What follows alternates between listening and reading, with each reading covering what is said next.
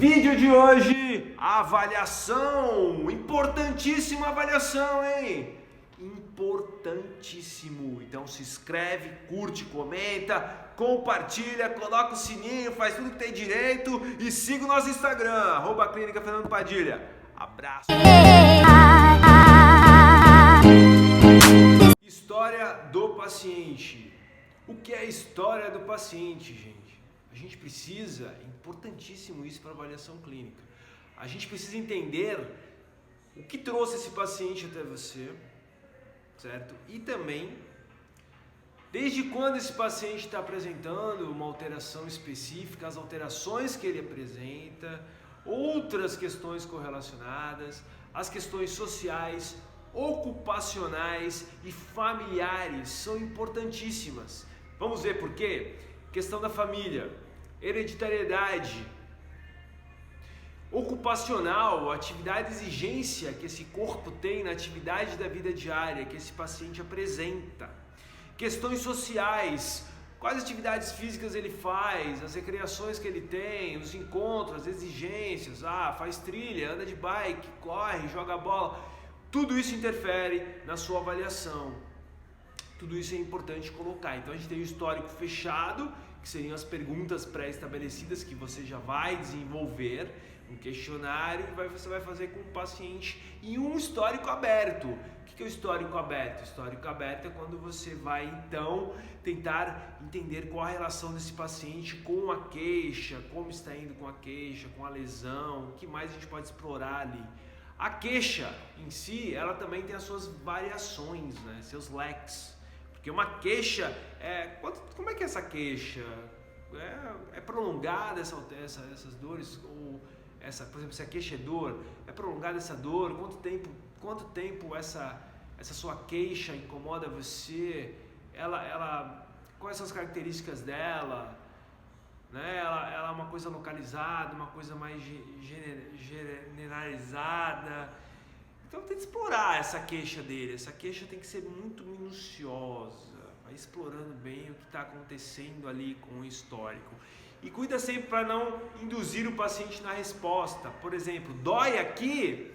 Pergunta assim, o que você sente aqui? Ok. Observação, inspeção. Pessoal, olhar o paciente, olhar bastante, averiguar. Tentar estabelecer primeiro o olhar, depois o palpar. Primeiro olhar.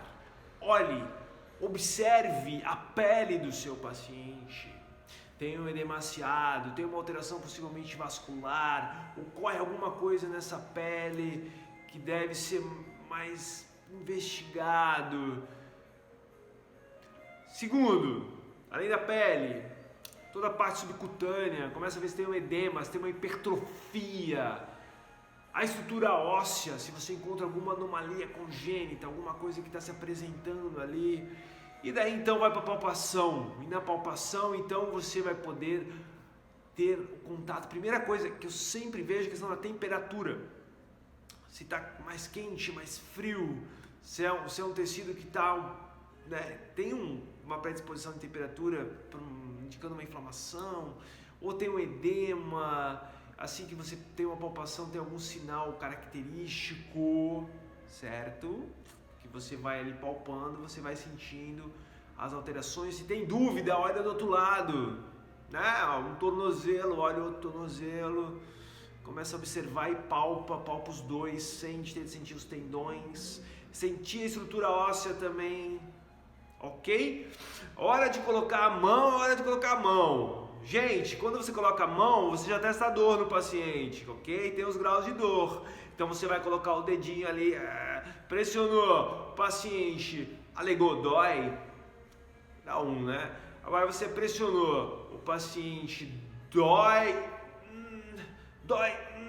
grau 2. Agora você vai, apertou, dói, entendeu? Vai pro 3. Quando você vai apertar ele, né? E tira a mão fora. É 3, tá? Quando você vai no quarto, no caso, ele não vai deixar você nem pegar na sua mão. Sai. Não coloca a mão. Tá? Então aí você vai ter os graus de avaliação de dor. Avaliação da amplitude do movimento, que a gente usa o goniômetro, a gente usa para mensurar, né? A articulação ela pode ser feita de 3 formas diferentes, de forma passiva, de forma ativa e de forma ativa resistida, cada um com seu objetivo. Então você vai ter uma amplitude de movimento que você vai poder ter uma noção, né? Você sabendo a amplitude que você espera de uma articulação saudável, ter uma noção se tem alguma limitação que está ocorrendo ali nessa articulação, algum bloqueio, ou se é uma limitação então de ordem músculo-esquelética, né? Que na verdade muscular, de tecidos moles que estão de alguma forma impedindo uma progressão angular dessa articulação, tá? Então você pode fazer também os resistidos, que é contra a gravidade ou contra uma resistência, para você ver qual é a qualidade, tem os graus ali para você ver até como é que está essa musculatura, desde o 0 que não tem contração nenhuma, pensando no paciente neurológico, até o 1 até o 5, onde você vai ter uma graduação em que você vai conseguir vencer a gravidade e a resistência. Então você tem ali uma articulação e a potência ou a capacidade funcional biomecânica dessa articulação. Então entraria nessa parte, né, para você poder trabalhar então a ADM, a famosa amplitude de movimento.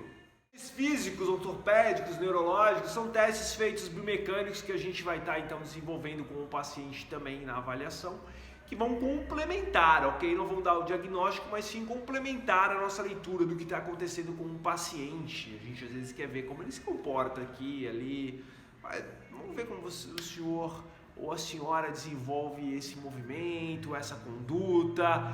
Isso vai complementar, enriquecer a nossa leitura do que está acontecendo, porque esse primeiro encontro da avaliação é importantíssimo. É um encontro que nós iremos descobrir o que temos na nossa frente. Nossa, gente, que interessante isso, que bacana. Olha só, a gente tem um trabalho para desenvolver aí. Imagem! Agora a gente vai para a imagem, gente. Imagem, geralmente aqui com ortopedia, a gente tem bastante a parte de radiografia, que é o famoso raio-x, radiografia, onde você vai ver os tecidos ósseos, principalmente, basicamente. Depois a gente vai ter a tomografia, a ressonância magnética e ultrassom. Na verdade, a ordem correta é assim: radiografia, ultrassom e depois ressonância, tomo.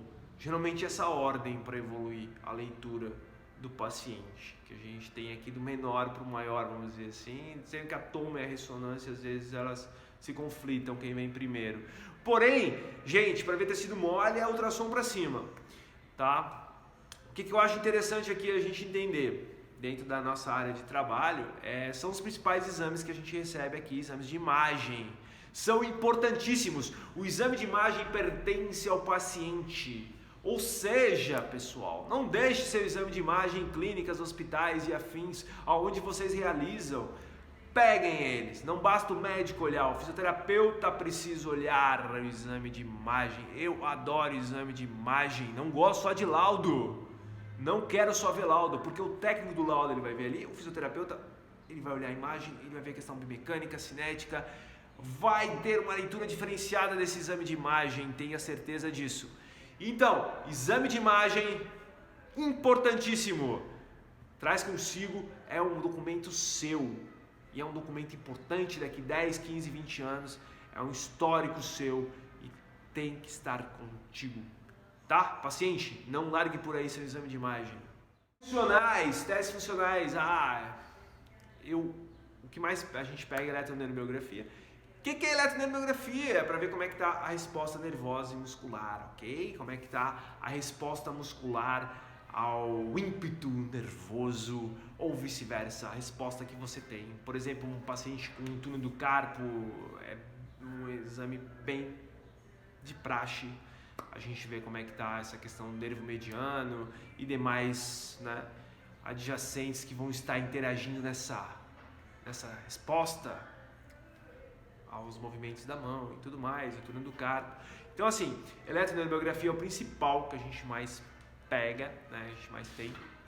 A gente tem ali, no exame de imagem, faltou eu citar para vocês, mas vou já agregar aqui, a gente tem a cintigrafia óssea, também, importante, questão da gente ver como é que está você vê a densitometria óssea, você vê se o paciente ele tem uma osteopenia, ele tem alguma alteração nesse quadro. É importante a gente também estar, principalmente pacientes mais idade, né, que já, mulheres e homens também, mas principalmente mulheres que já passaram da menopausa, mulheres depois da menopausa. Então a gente tem um exame que é importante. Eu acho importante esse exame para a gente trabalhar com a parte ortopédica e neurológica.